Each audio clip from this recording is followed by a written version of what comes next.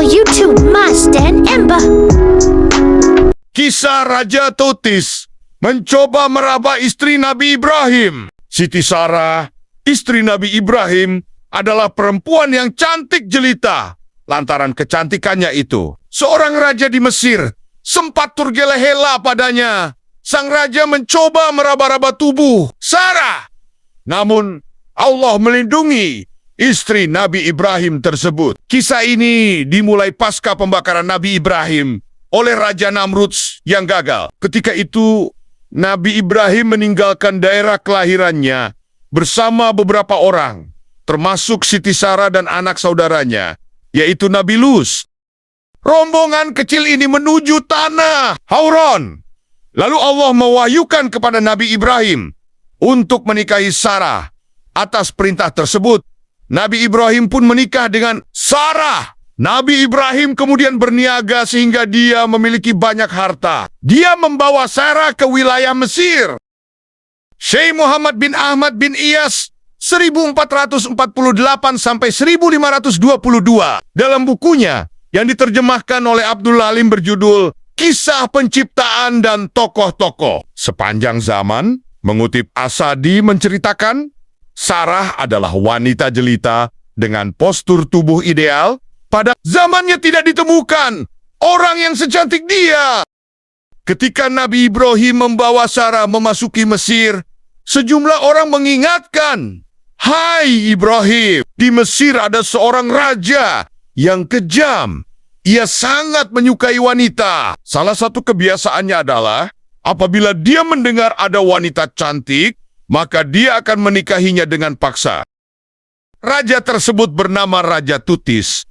Salah satu kebiasaan raja-raja terdahulunya adalah suka menetap di suatu kota yang bernama Manuf. Raja tersebut memiliki pengawal yang berjaga di jalan-jalan untuk mengambil perbekalan para musafir. Begitu menemukan Sarah di dalam peti, maka mereka dibawa menghadap raja.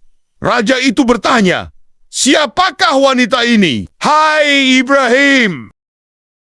Nabi Ibrahim menjawab, "Dia adalah saudara perempuanku." Maksud Nabi Ibrahim adalah saudaranya seagama.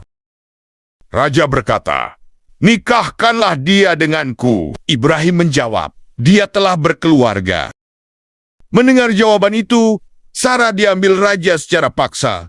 Seorang perawi mengatakan, pada saat itu Allah menghilangkan hijab dari mata Ibrahim, sehingga Sarah tidak pernah luput dari penglihatannya, agar hati Nabi Ibrahim akan tetap tenang ketika Sarah kembali kepadanya. Mendengar jawaban itu, Sarah diambil raja secara paksa. Seorang perawi mengatakan, pada saat itu Allah menghilangkan hijab dari mata Nabi Ibrahim, sehingga Sarah tidak pernah luput dari penglihatannya, agar hati Nabi Ibrahim akan tetap tenang ketika Sarah kembali kepadanya. Setelah raja mendekati Sarah dan hendak meraba dengan tangannya, tangan raja tiba-tiba menjadi kaku. Raja pun bertobat sehingga tangannya bisa digerakkan kembali. Kedua kalinya dia mengulangi tindakan serupa, dan pada saat itu yang kaku adalah tangan dan kakinya. Kejadian tersebut terus berulang. Menurut sebuah riwayat, raja itu mengulangi kelakuan dan tobatnya hingga 7 kali sampai dia bertobat yang sebenarnya. Semua itu terlihat oleh Nabi Ibrahim. Allah telah menyingkap hijab dari matanya setelah bertobat. Raja itu memanggil Nabi Ibrahim, menjamunya, memuliakannya, dan menyerahkan kembali istrinya, serta memberinya hadiah berupa seorang hamba sahaya yang bernama Hajar yang di kemudian hari dinikahinya. Setelah itu Nabi Ibrahim keluar dari Mesir menuju Syam. Beliau menetap bersama sebuah kaum yang menempati lembah Wadi Sabi, lembah 7.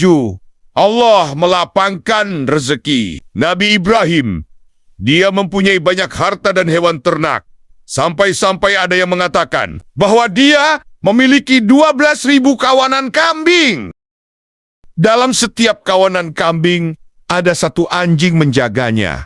Anjing itu dipakaikan busana dari sutera yang berwarna. Kalung di lehernya berupa rantai dari emas. Nabi Ibrahim sangat kaya. Dia tidak pernah makan kecuali bersama tamu apabila waktu sore tiba.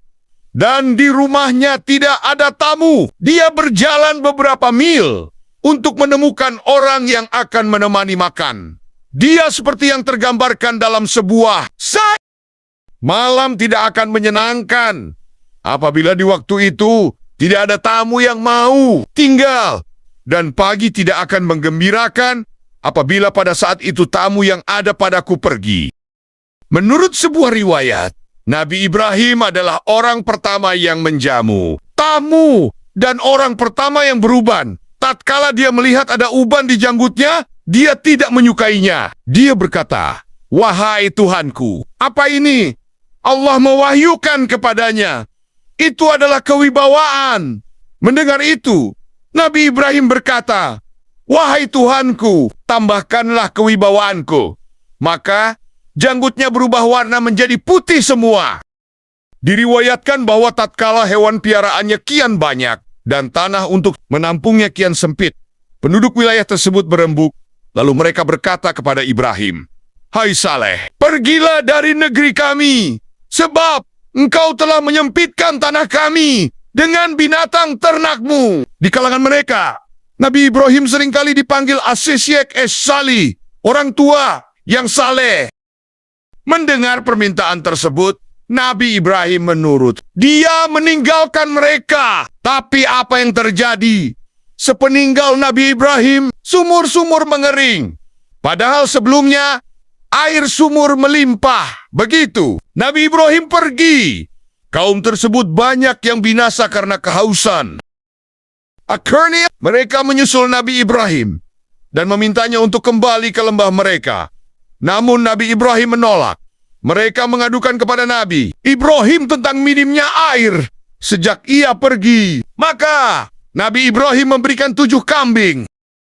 "Simpanlah di setiap sumur 1 kambing. Air bakal datang kepada kalian," ujar Nabi Ibrahim kemudian. Mereka ambil 7 kambing tersebut dan kemudian menempatkannya di semua sumur. Setelah itu, air pun muncul kembali berkah binatang ternak Nabi Ibrahim. Oleh karena itu, lembah tersebut disebut Lembah 7. Itulah kisah Raja Tutis yang mencoba meraba Siti Sarah, istri Nabi Ibrahim. Terima kasih sudah menonton. Semoga video ini bermanfaat. Subscribe, like, share, dan komen